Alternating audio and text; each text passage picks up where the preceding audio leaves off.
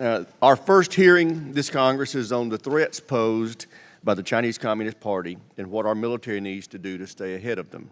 China is the most challenging national security threat America has faced in 30 years. If we fail to acknowledge that and take immediate action to deter it, the next 30 years could be devastating for our nation. Under President Xi, the Chinese Communist Party has nearly tripled its defense spending in the last decade alone. The PLA has gone from an obsolete force barely capable of defending its borders to a modern fighting force capable of winning regional conflicts. The CCP now controls the largest army and navy in the world, with a goal of having them fully integrated and modernized by 2027. The CCP is rapidly expanding its nuclear capability. They have doubled their number of warheads in 2 years. We estimated it would take them a decade to do that. We're just informed by the DOD and the CCP now has more ICBM launchers than the United States. The CCP is starting to outpace us on new battlefields as well. They have leapfrogged us on hypersonic technology. They are fielding what we are still developing.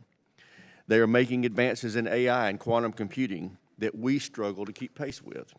Finally, their rapid advances in space were one of the primary motivations for us establishing a Space Force. The CCP is not building these new and advanced military capabilities for self-defense. In recent years, the CCP has used its military to push it out its borders, to threaten our allies in the region, and to gain footholds on new continents.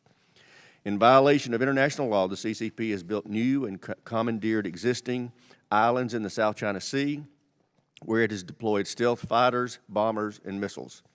It continues to intimidate and coerce Taiwan, most recently by surrounding the island with naval forces and launching endless fighter sorties across its centerline.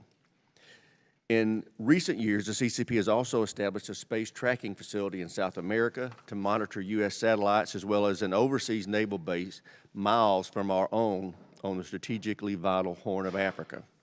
These are just a few destabilizing actions taken by the CCP. They speak nothing of the CCP's Belt and Road debt trap diplomacy, its illegal harvesting of personal data and intellectual property, its ongoing human rights abuses, and its advanced espionage efforts, the latter of which came into full focus for all Americans last week when the Biden administration allowed a CCP spy balloon to traverse some of our nation's most sensitive military sites. Make no mistake, that balloon was intentionally launched as a calculated show of force.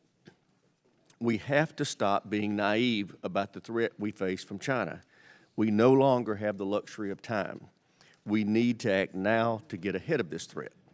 We need to make the right investments in the right capabilities to ensure our military can effectively deter and, if necessary, defeat the threat.